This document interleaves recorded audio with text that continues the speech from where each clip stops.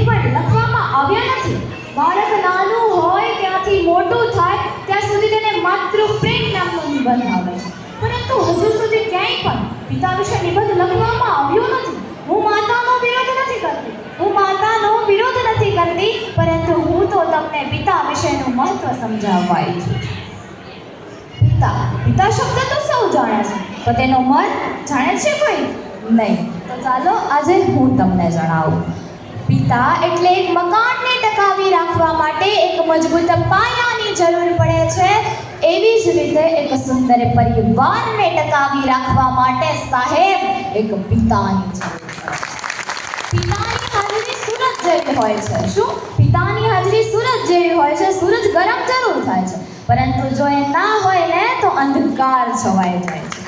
એટલે કહેવત છે કે ઘોડે ચડતો બાપ મરજે પણ છાણા વળતી માં ના મરતી. પણ હું તો તમને ફક્ત એટલું જ કહેવા માંગુ છું કે તમે એકવાર એ બાળક પાસેથી જાણી તો જોજો કે જેણે પોતાના પિતાને ગુમાવ્યા છે, કે જેને પોતાના પિતાનો પ્રેમ નથી મળ્યો.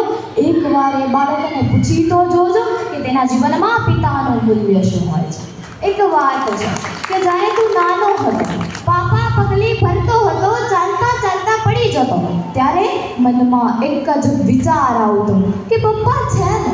પછી જ્યારે તું શાળાએ જતો, છોડવા આવેલા તારા પપ્પાને પાછળથી ટાટા કહેતો, ત્યારે પણ મનમાં એક જ વિચાર આવતો કે પપ્પા છે ને. પછી જ્યારે તું મોટો થયો, કોલેજ કરતો, મોજ મસ્તી કરતો, ક્યારેક કોઈ મૂંઝવણ અનુભવતો, ત્યારે પણ મનમાં એક જ વિચાર આવતો કે પપ્પા છે ને. પછી જ્યારે તારા લગ્ન બાદ તારા પત્નીના કહેવાથી તું તારા બાપને વૃદ્ધાશ્રમમાં મૂકી આવ્યો, એ પહેલા તને એ વિચાર કેમ ના આવ્યો કે પપ્પા છે ને. અહીં બેઠેલા તમામને મારી એક જ વિનંતી છે કે તમે ક્યારેય પણ તમારા માતા કે પિતાને વૃદ્ધાશ્રમમાં ના મૂકતા, કેમ કે એ છે ને ત્યારે જ તમે છો, એના વગર તમારું કંઈ અસ્તિત્વ જ નથી. અને છતાં પણ જો તમારે જાણવું જોઈએ ને કે એક બાપ વગર તમારી ઓકાત શું છે, તો તમે એકવાર તમારી જ શેરીમાં એકલા આંટો મારજો અને એકવાર તમારા પિતા સાથે આંટો મારજો. તમને સમજાય જ જશે કે જ્યારે એકલા આંટો મારશો ને ત્યારે વાત કરવાની તો દૂર રહી સાહેબ, કોઈ તમારી સામું પણ નહીં જોવે, કોઈ તમારી સામું પણ નહીં જોવે. જો માં એ ઘરનું ગૌરવ છે ને, તો પિતા એ ઘરનું અસ્તિત્વ છે. માં પાસે અશ્રુની ધારા, તો પિતા પાસે સંયમ હોય છે. જો બે સમયનું ભોજન આપણી માં બનાવે છે ને, તો આ જિંદગીભરના ભોજનની વ્યવસ્થા આપણો બાપ જ કરે છે સાહેબ. આપણે ક્યારેક પડી જઈએ કે આપણને ઠોકર લાગે ને, ત્યારે આપણા મોંમાંથી ઓ માં એવો શબ્દ નીકળી પડે છે. પરંતુ જ્યારે આપણે એકલા કોઈ રસ્તો પાર કરીએ છીએ, કોઈ ટ્રક કે કોઈ મોટા વાહનો આપણી સામે આવીને અચાનક જોરથી બ્રેક લગાડે ને, ત્યારે આપણા મોંમાંથી ઓ બાપ રે એવું શબ્દ નીકળી પડે.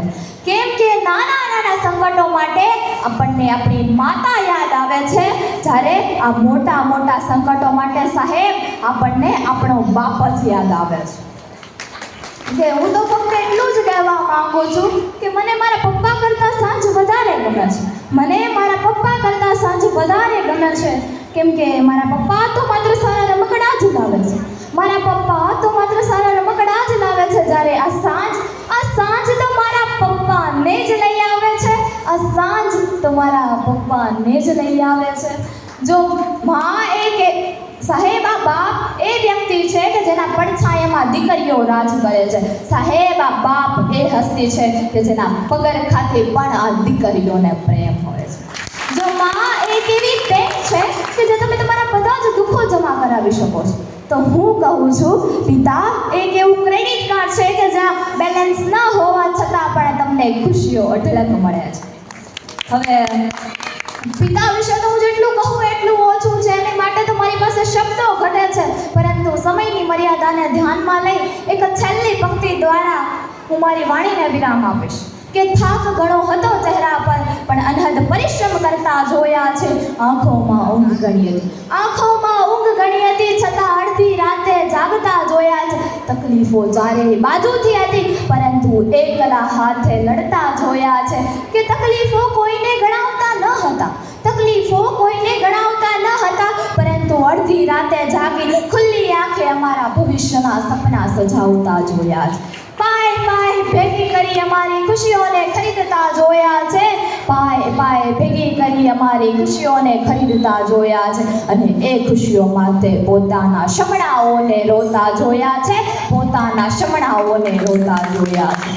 પોતાની પસંદગીને નાપસંદ કરી અમારી પસંદગીને અપનાવતા જોયા છે, પોતાની પસંદગીને નાપસંદ કરી અમારી પસંદગીને અપનાવતા જોયા છે. વ્યક્તિ એક હતા, વ્યક્તિ એક હતા, પણ વિશેષતા અનેક હતી. પિતા સ્વરૂપે મેં સર્જનહારને જોયા છે. અસ્તુ.